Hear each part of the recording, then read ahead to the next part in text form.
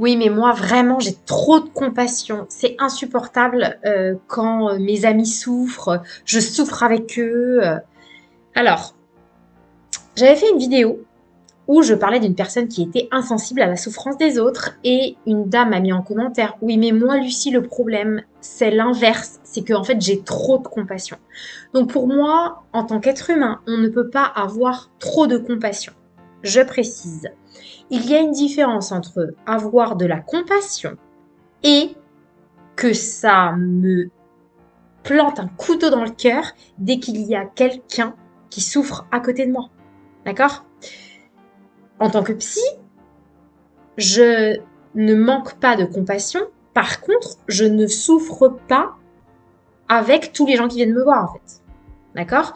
Donc, si vous souffrez de la souffrance des gens qu'il y a autour de vous, c'est qu'il y a quelque chose à comprendre. Peut-être, par exemple, que c'est insupportable pour vous de voir la souffrance de quelqu'un à côté de vous. Peut-être parce que, quand vous étiez petit ou dans votre passé, vous avez vécu à côté de quelqu'un en grande souffrance. Par exemple, vous avez eu un père ou une mère dépressive ou malheureux, ou peut-être que vous avez eu une sœur malade et en fait ça vous a tellement marqué et cette blessure émotionnelle n'étant pas soignée, et bien dès que vous vous retrouvez dans cette situation où il y a quelqu'un de votre entourage qui souffre, c'est insupportable parce que ça vient appuyer sur une blessure émotionnelle qui n'est pas soignée. Autre option, peut-être que c'est insupportable pour vous de voir quelqu'un pleurer par exemple, parce que vous avez en tête qu'il faut absolument qu'il arrête de pleurer. Et donc, en fait, le fait qu'il continue, vous vous sentez peut-être impuissant et que peut-être vous avez mal fait les choses parce que vous n'arrivez pas à l'aider à arrêter de pleurer.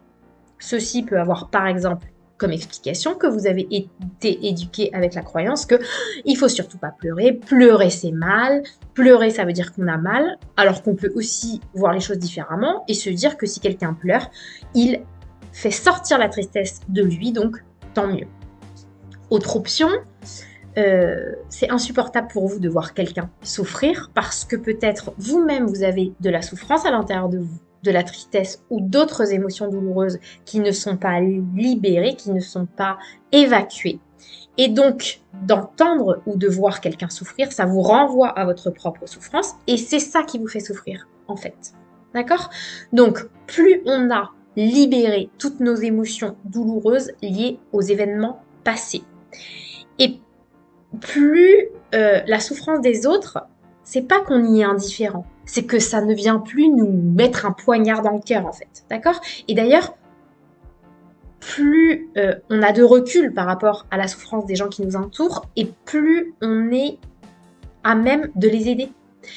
Parce que, par exemple, ça peut arriver parfois qu'il y a des gens qui n'osent pas vous dire leur souffrance parce qu'ils disent « Oh là là, non, je vais faire souffrir mes proches si je leur parle de mes problèmes. » Vous voyez? Donc, plus vous serez, entre guillemets, neutre par rapport à ce que vous présente l'autre personne de sa souffrance, de ses émotions douloureuses, et plus elle se sentira en sécurité pour vous parler parce qu'elle vous sentira assez solide pour pouvoir communiquer avec vous et vous ouvrir son cœur, et c'est ça qui va beaucoup plus l'aider. D'accord? Donc, résumé, pour moi, l'être humain n'a pas trop de compassion. Soit il n'est pas soigné, il n'est pas assez soigné à l'intérieur de son cœur, et c'est insupportable la souffrance des autres, d'accord? Mais s'il est assez soigné à l'intérieur de son cœur, eh bien, il peut prendre, avec du recul, la souffrance des autres. Et regardez, par exemple, moi, en tant qu'être humain, eh bien, ça n'est pas forcément que ça me crève le cœur à chaque fois qu'il y a quelqu'un qui souffre. Par contre, étant donné que la souffrance humaine m'importe, eh bien, j'ai décidé d'en faire mon métier et d'aider un maximum de gens. D'accord? Donc, voilà, et je fais une petite dédicace à Souliat, puisque c'est elle qui m'a offert ces boucles d'oreilles.